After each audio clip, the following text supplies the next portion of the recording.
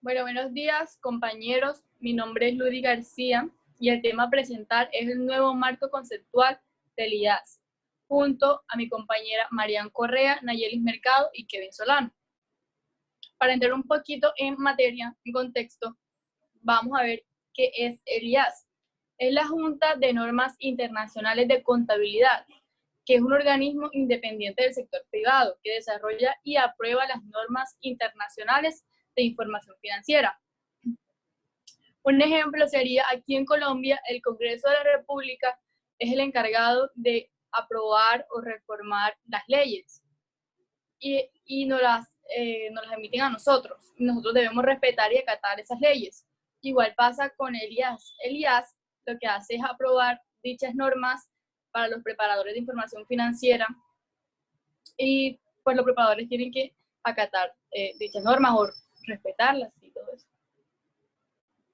El marco conceptual representa la filosofía que da sentido a los estados financieros de las empresas.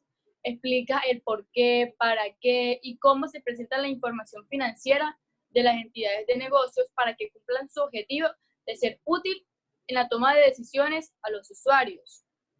A esto, como ya lo dice, se le representa, se le atribuye lo que es la filosofía, o sea, por eso se le colocó en el título el marco conceptual, componental y filosofía.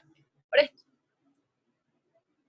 Se le inserta en el título componendas para descartar el hecho de que si se habla de una metanorma que no va a obligar a las entidades, sino que va a marcar la dirección de los consejos cuando discutan normas concretas, que deberían haberse recurrido mucho más a la imaginación para alumbrar un instrumento que marque el rumbo correcto por muchos años. Sin embargo, lo que hicieron estuvo bien. Los componentes del marco conceptual. Los componentes del marco conceptual no son muy diferentes de los que formaban el anterior. Encontramos objetivos, usuarios, características cualitativas, capital y su mantenimiento, entidad contable, presentación e información a revelar, bases de medición, reconocimiento y baja en ventas. También encontramos los elementos de los estados financieros, que son los activos, pasivos, ingresos, gastos, etc. Estos elementos trajeron consigo nuevas definiciones, no tan diferentes a las anteriores, pero sí tuvieron algunos cambios. Ahora son más concretas, más precisas y más concisas. Paradójicamente, son las normas actuales o en tramitación las que han determinado la forma final del marco conceptual, en vez de ser lo contrario, como que el marco conceptual sea el que determine las normas. Pero así es.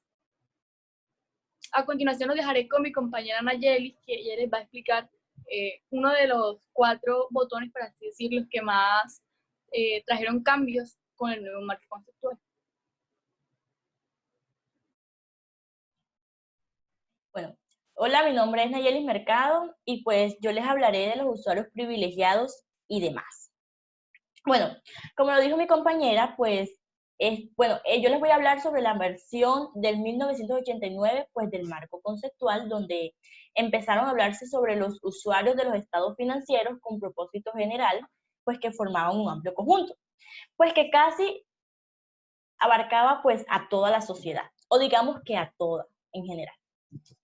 Pues no se hicieron ordenaciones ni se establecieron preferencias entre los mismos, pues que entre ellos están inversionistas, empleados, suministradores de capital, proveedores comerciales, clientes, organismos públicos y público en general.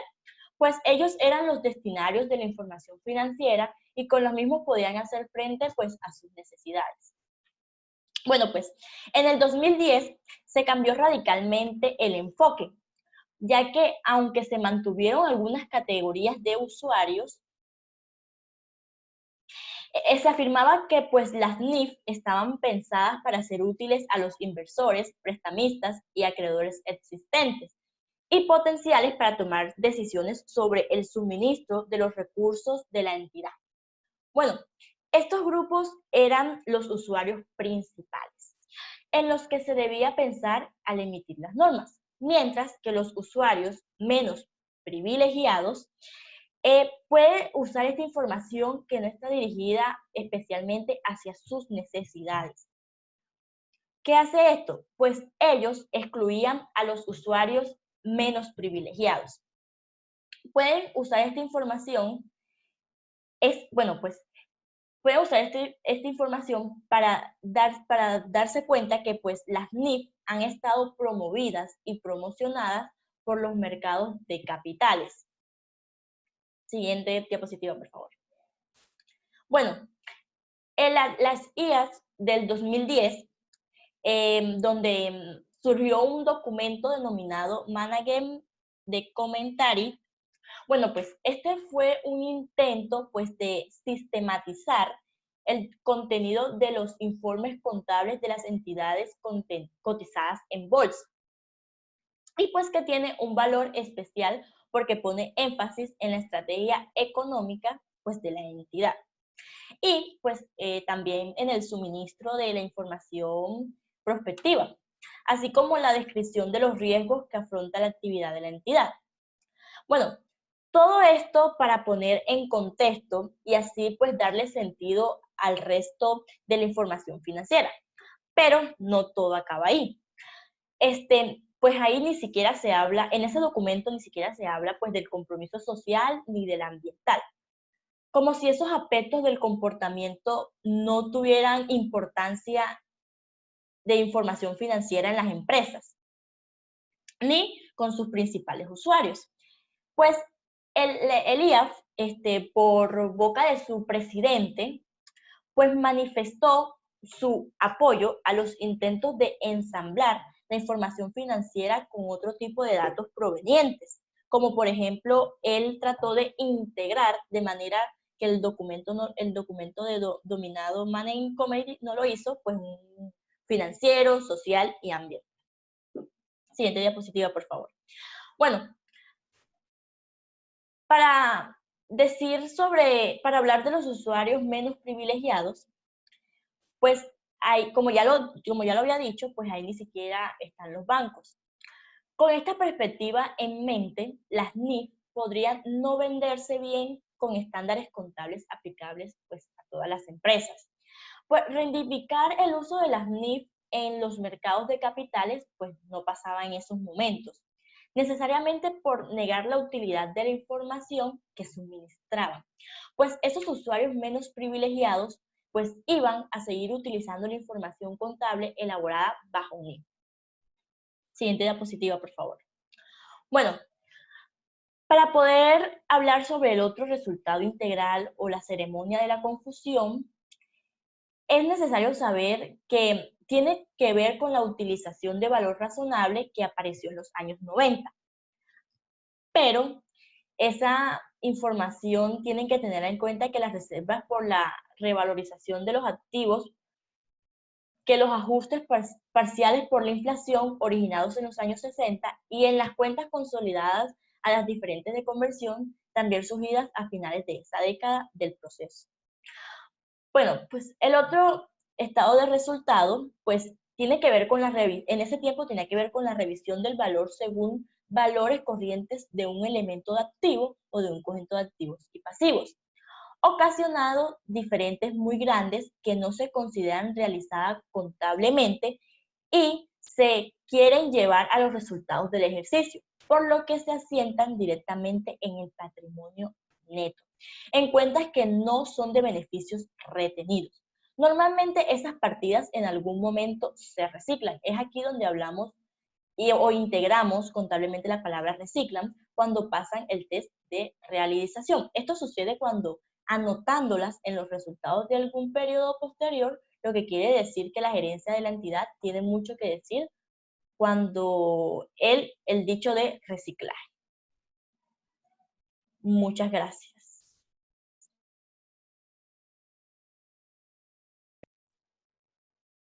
Buenos días compañeros, mi nombre es Kevin Solano y yo les vengo a hablar de la entidad contable, versión directa e indirecta. El tema de entidad que emite la información financiera, la entidad contable, ha sido objeto de mayor discusión que los otros problemas, pero las soluciones finalmente adoptadas distan de ser esclarecedoras. por simplificar los problemas. La afirmación de que una entidad contable no tiene que ser una entidad legal es una obviedad. Tampoco afirmar, como lo hace el marco conceptual, que los estados financieros consolidados suministran información más útil que los no consolidados es algo nuevo. Esta es la propia esencia de la omisión de normas por parte de la IASB. Pero para entrar un poco más en contexto, ¿qué sería la versión directa e indirecta? La versión directa partiría de los estados no consolidados y la versión indirecta de los estados consolidados, donde los estados consolidados sería una agrupación de los activos, pasivos, patrimonios, ingresos, gastos y flujo de efectivo de la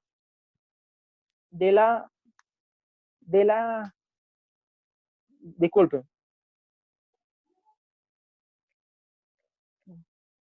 de la Contralora y sus subsidiarias, de la Contralora y sus subsidiarias. Estas se presentan como si de una sola se tratase. Y los estados no consolidados o estados individuales son aquellos que presentan sus estados financieros de manera individual. La siguiente diapositiva, por favor. Financial Accounting Standard Boards.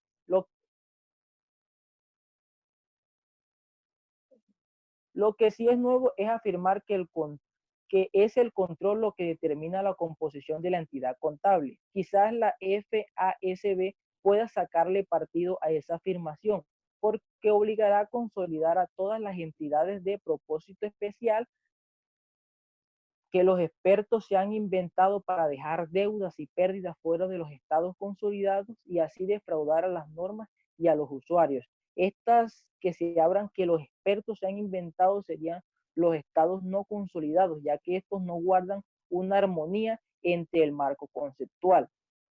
Y hay dos problemas con la entidad contable que han sido de mayor problemática en ella.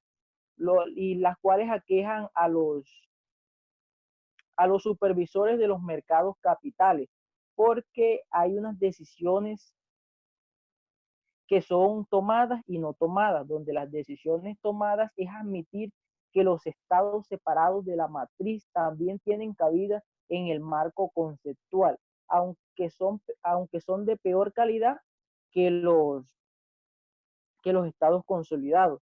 Este hecho lleva consigo la creación de la NIF 27. Siguiente diapositiva, por favor.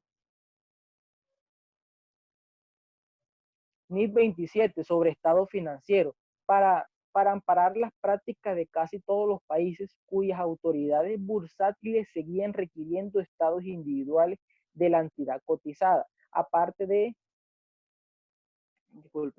la entidad adquiriendo estados individuales de la entidad cotizada, aparte de los consolidados del grupo. Siguiente diapositiva.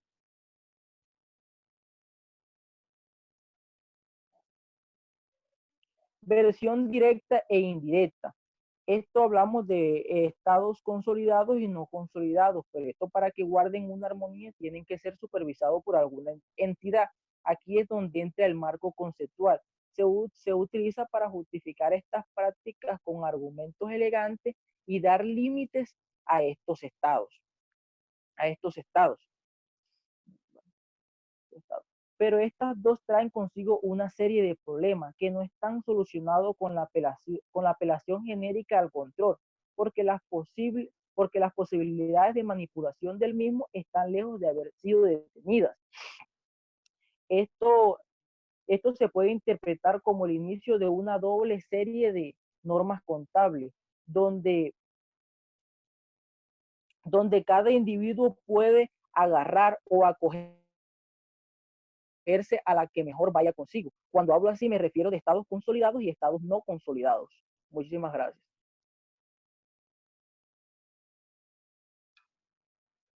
Bueno, la prudencia confundida con la neutralidad. Antes de comenzar debemos saber qué es prudencia.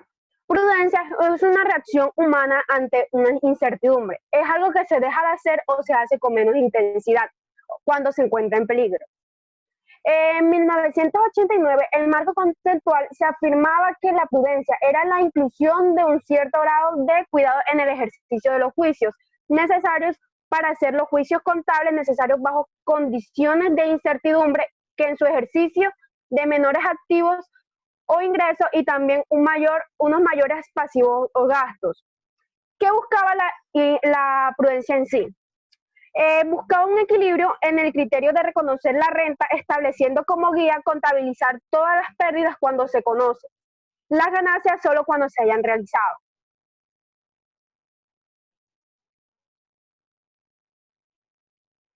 En la revisión del marco conceptual del 2010, se suprimió el principio de prudencia y se sustituyó por la neutralidad, ya que la neutralidad es un principio donde el profesional debe mantener una igualdad e imparcialidad a la hora de realizar y presentar los informes financieros de una empresa u entidad, ya que si en dicho informe se observa alguna alteración, éste estará cometiendo una falta grave, como en el caso en la prudencia. En la prudencia, ¿qué buscaba? En sí, buscaba cómo maquillar los informes para que los inversionistas o accionistas mantenieran sus inversiones dentro de esa empresa. Muchas gracias.